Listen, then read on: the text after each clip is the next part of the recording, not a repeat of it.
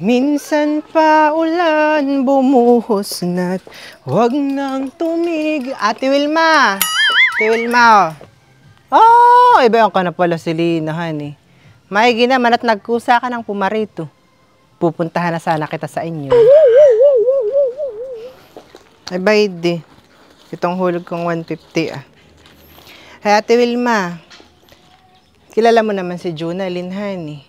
Si Jonalyn na aking kumaring asawa ni Pidi ay nagpapasabi sa akin na kung po pwede daw ay siya uutang sa iyo ng 15,000. Oh, ay bakit 15,000 lang? Sabihin mo gawin ng 20,000. At ako marami naman pera. Hindi ko na nga alam kung saan ko ilalagay yan.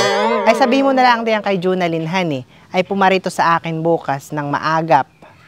Alas 6. O ay hala, sige Ate Wilma. At sasabihin ko na lang sa kanya pumarito sa iyo. Salamat. Aba, ay bakit lalayas ka na yung hulog mong 150 akin na? Aba, ay oo nga pala, honey.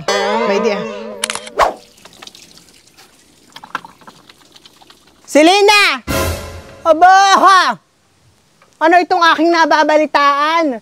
Na ito palang inutang sa akin ni Jonalyn na 20,000 ay sa iyo? Mga manluloko kayo. Palibhasa ay alam mong hindi ka pa uli sa akin makakautang at mayroong ka pa sa aking mga bayarin. Mga sinungaling. Aba, Ate Wilma, napapaano ka?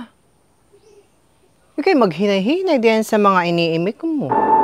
Oo, inaamin ko Ate Wilma, ako ang gumamit na yung 20,000 na pinautang mo kay Jonalyn. Ay maano lang, anong problema mo doon? Tsaka kahit lang ako'y may existing pang-utang sa iyo, ay ako naman ay araw-araw ay nakakapagbayad pa rin sa iyo kung minsan ngay advance pa. Kaya huwag mong masabi-sabing kami sinungaling at manluloko. Dahil hindi, yun ang tawag doon, Ate Wilma. Ang tawag doon sa ginawa naming iyon, ni Jonalyn, honey, ay secret. Paglilihim. Inilihim namin sa iyo yung aming ginawa. At talaga namang sabihin namin sa iyo yung diskarte namin ay di kami hindi mo pinautang. Di ba ga, Ate Wilma? Akala mo bagay kayo laang na mga nagpapautang ang mga mauutak at kayo malalaking magsipagpatubo? No, no, no, no. Ang mga utak naman naming mga mangungutang ay nag-a-upgrade din.